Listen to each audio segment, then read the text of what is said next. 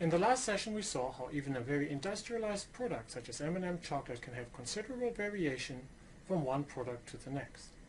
So when you're on the line and you encounter some variation, that the chocolate in this package was heavier than the chocolate in this package, how do you react? How do you know whether this was just part of the normal way of doing business or whether there was a cause for concern? In this session we'll introduce the concept of control charts. Control charts will help us to distinguish between what we will call as normal and abnormal variation.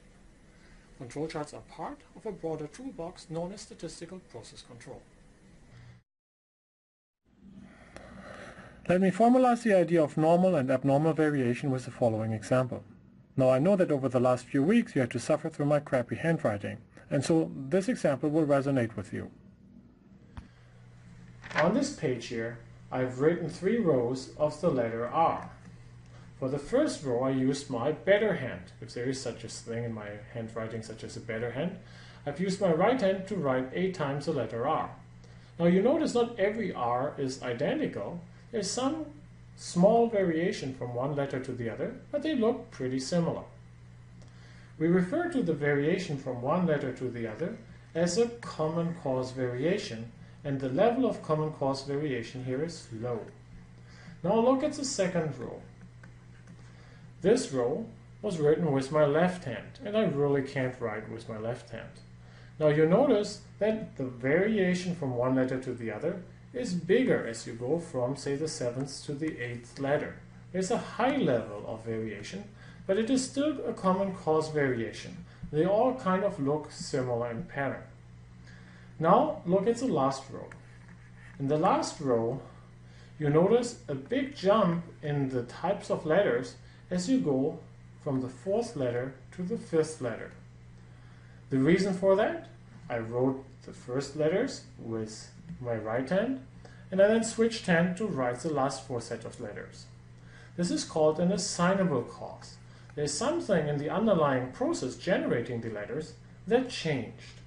Our role in statistical process control is to measure the amount of common cause variation, exactly using the tools that we saw in the last session talking about Six Sigma, but then also being aware and recognizing if an assignable cause variation happens. So how can I distinguish between an assignable cause variation and a common cause variation in my process? Let's revisit our example of the M&M bags. Imagine I would go to the grocery store every day and take a sample of 5 bags of M&Ms. I would then take the average of these bags and I would plot them on a chart that roughly looks like this. Now I know that the bag's weight will follow some underlying distribution. If I have a weight that is equals to 50 or close to 50, I know that this behaved according to our sample mean that we had computed before. However, if I find a bag that is particularly heavy or particularly light, I should be concerned and there might be some assignable cause going on. Now, in our calculations, we're going to set the control limit as 3 standard deviations above the mean. And we're going to set the lower control limit as 3 standard deviations below the mean. I can then ask myself, well, with what probability will a sample average of 5 bags fall within this range and outside of this range? Now, statistics tells us that this band, 6 standard deviation wide, explains for 99.7% of the observed cases. Put differently, if I observe an average of a sample of 5 that is outside this band, I can say with a 0.3% confidence that some assignable cause just happened in the system. So let's revisit our M&M data. Suppose that the sample that we discussed in the last session was obtained as follows. I went to the store on 10 subsequent days, and every day I got 5 bags. Now let's do some calculations. First of all, we can compute the averages of the weight that I obtained on any given day. Now, how do I interpret that number? This is an average over 5 numbers. I know that by the laws of statistics that the standard deviation of the sample of 5 will have a standard deviation of the standard deviation of the overall population divided by the square root of 5. So if I want to figure out the line for the control line that is 3 standard deviations below that, I have to basically look at the mean of 50 in this overall population, and I have to subtract 3 times the standard deviation of the sample that I'm likely to draw on a particular day. Similarly, so this is a lower control limit. The upper control limit is computed simply by taking the mean and adding 3 times the estimate of the standard deviation. So this is the mean, this is the lower control limit, and this is the upper control limit. Now, of course, the mean changes from day to day, as you'll see here in the chart. Now, when we plot this information, you see the basic idea of a control chart.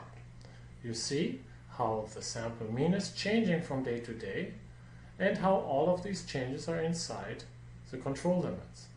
Now, please separate in your mind the idea of the specification limits that we talked about earlier on and the control limits. The control limits only tell us to what extent the process is behaving according to its normal variation. It doesn't say us anything whether the parts produced are defective or not. It's just looking for an assignable cost variation. If I now go to the store and on an 11th day, and I'm going to draw a sample with an average that is either above the green line or below the red line, I know there was an assignable cost that occurred. Based on our discussion of Six Sigma in the previous session and the current session's discussion of control charts, we can summarize the idea of statistical process control. Statistical process control is basically a never-ending circle.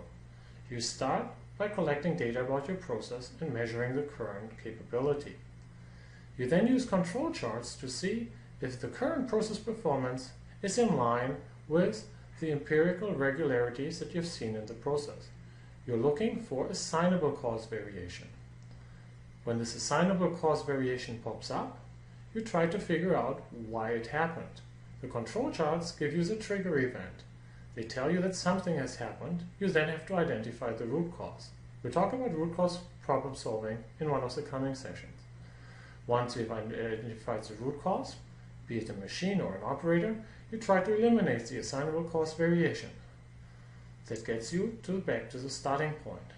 As you're doing this, hopefully you're able to reduce the variation in the process and also increase the capability score of your operation. In this session, we saw how we can use the laws of statistics to permanently and continuously test the hypothesis that the variation that we saw in the process was an abnormal variation due to some assignable cause, or whether that was just the normal way of doing business. Control charts are a very powerful tool of keeping on top of your process. Between you and me, let me confess that I'm even using a control chart to map out my weight on every morning in the week. Now, one nice side benefit of the control charts is just tracking the data in it by itself, even if you don't use the control limits, but just plotting the mean over time can be very motivational and very visual.